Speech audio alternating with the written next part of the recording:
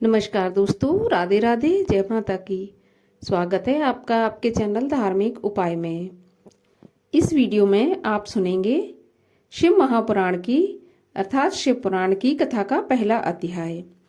तो शिव पुराण की कथा के पहले अध्याय के अनुसार एक समय की बात है कि भगवान श्री वेद व्यास जी महाराज के योग्य शिष्य परम पौराणिक श्री सूत जी श्री गंगा जी और कालिंदी के संगम परम पावन प्रयाग में भगवान शंकर की तपस्या कर रहे थे कि वहां पर महर्षि शौनक बहुत से ऋषियों के साथ पधारे और श्री सूत जी को भगवत भजन में लीन देखकर अत्यंत प्रसन्न हुए और हाथ जोड़कर उनसे प्रार्थना की कि प्रभु, हम लोग संसार सागर में डूब रहे हैं और हमें किनारा दिखाई नहीं देता।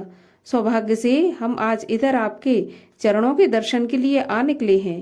अब आप हम लोगों पर दया करके हमें अथाह सागर से निकालिए और हमें ज्ञान गंगा में स्नान करवाकर एवं बुद्धि प्रदान कीजिए। प्रभु, समय अति भयंकर है और आगे इससे भी भयंकर आने वाला है।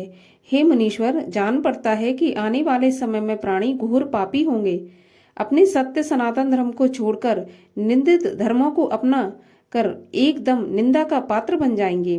अधिकतर मनुष्य असत्यवादी, धन के इच्छुक, सत्कर्म रहित पाप कर्मों में लगे रहेंगे और कलयुग के प्रभाव से अपनी जाति के कर्मों को छोड़ जप तप तीर्थ इत्यादि को भुलाकर पाखंड में पड़ जाएंगे।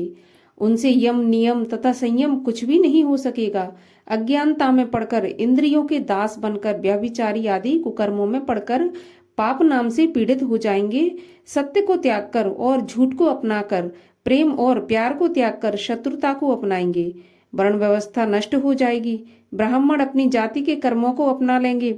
इसी प्रकार क्षत्रिय वैश्य और शूद्रों के कर्मों को अपना लेंगे।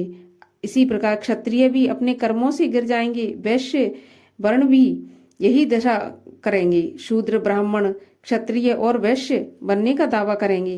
कहने का तात्पर्य है कि सभी वर्ण अपने अपने धर्म कर्म को त्याग कर व्यभिचारी होकर पाप करने लगेंगे। देवगुरु तथा मित्रों का अपमान होगा। ब्राह्मण क्षत्रिय जातियों की धज्जियां उड़ाई जाएंगी। क्रोध और अहंकार में फंसकर संसार के अथाह सागर में समा जाएंगे। शूद्र यज्ञोपवीत धारण करके अपने आप को ब्राह्मण तथा क्षत्रिय कहकर पुकारेंगे। इस प्रकार पाप ताप से पीड़ित हो अपनी आयु को भी कम कर लेंगे। स्थान स्थान पर शूद्र देव मंदिरों में प्रविष्ट होने के लिए प्रयत्न करेंगे। ब्राह्मण मांस व मदिरा का उपयोग करने लगेंगे। क्षत्रिय वैश्यगामी कुसंगी और पाप परायण बन जाएंगे। वैश्य व्यापार द्वारा अधर्म करने लगेंगे। ब्राह्मण क्षत्रियों की निंदा करेंगे। पुरुष अन्य स्त्रियों को और स्त्रियां अन्य पुरुषों को कुदृष्टि से देखेंगी। वैश्याएं सतवंती नारियों की निंदा करके अपने आप को कुलवंती बताएंगी। पिता पुत्र, माँ बेटी और बाप बेटी के रिश्तों में कई उलटफेर हो जाएंगे।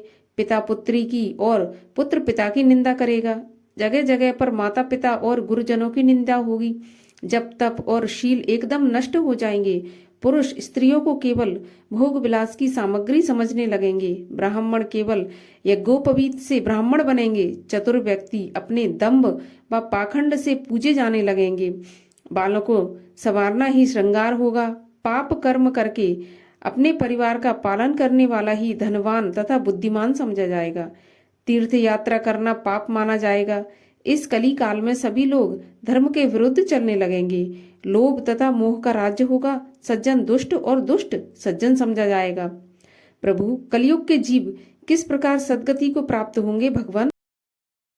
अब इस पर प्रकाश डालिए और हमें यह मार्ग बताइए जिससे कि सब लोगों का बेड़ा पार हो। भगवान दयालु गुरु अपने शिष्यों से कोई गुप्त भेद भी नहीं छुपाते। फिर आपके समान तो दूसरों को उपकार करने वाला कोई भी नहीं।